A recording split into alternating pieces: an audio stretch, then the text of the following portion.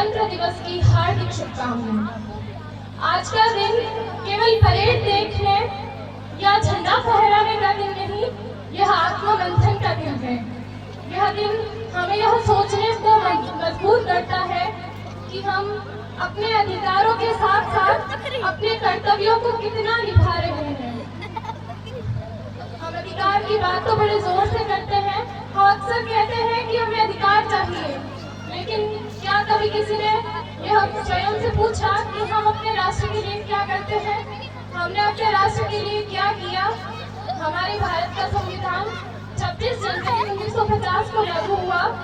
यह संविधान केवल कागज का टुकड़ा या किन्हीं कानूनों का संग्रह नहीं, बल्कि भारत की आत्मा है। भारत के स्वतंत्रता सेनानियों का सपना, उनका त्याग और उनका बलिदान है। उन्होंने हमें केवल आजादी ही नहीं दी, बल्कि एक जागरूक राष्ट्र का निर्माण किया। हम अक्सर कहते हैं हमें अधिकार चाहिए, हम कर्तव्यों की बात आते ही चुप हो जाते हैं। सड़क पर कूड़ा फेंकते समय, ट्रैफिक नियमों को तोड़ते समय और अन्याय को देखकर मौन रहते समय क्यों भूल जाते हैं हम अपना कर्तव्य? भारत के संविधान ने हमें बोलने का अधिकार दिया, लेकिन उसी के साथ हमें सत्य बोलने का कर्तव्य भी सौंपा गया।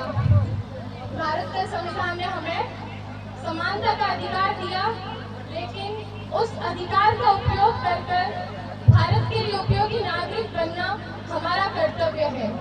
क्योंकि गणतंत्र तभी मजबूत होता है जब देश का नागरिक, राष्ट्र के नागरिक ईमानदारी और समय पर अपना कर्तव्य निभाए। क्योंकि चुप रहने से, नियम तोड़ने से, भ्रष्टाचार सहने से गणतंत्र केवल कागज के पन्नों में ही सिमट कर रह जाता है। लेकिन आज का युवा भारत की सबसे बड़ी शक्ति है। वह शक्ति जो इतिहास को भी बदल सकती है। यदि युवा ठान ले तो भारत को आगे बढ़ने से कोई नहीं रोक सकता। लेकिन देशभक्ति केवल नारे लगाने से या सोशल मीडिया पोस्ट या स्टेटस लगाने से नहीं, बल्कि ईमानदारी और समय पर अपने कर्तव्य निभाने से होती है। तो आइए आज हम सभी संकल्प लेते हैं कि हम अपने संविधान का सम्मान करेंगे, देश के जागरूक नागरिक बनेंगे और छोटे छोटे किंतु अच्छे कार्यों से हमारे देश का नाम रोशन करेंगे। इन्हीं शब्दों के साथ मैं अपनी वाणी को विराम देती हूँ।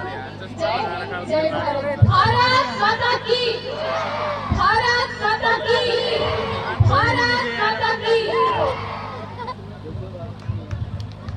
बहुत ही शानदार।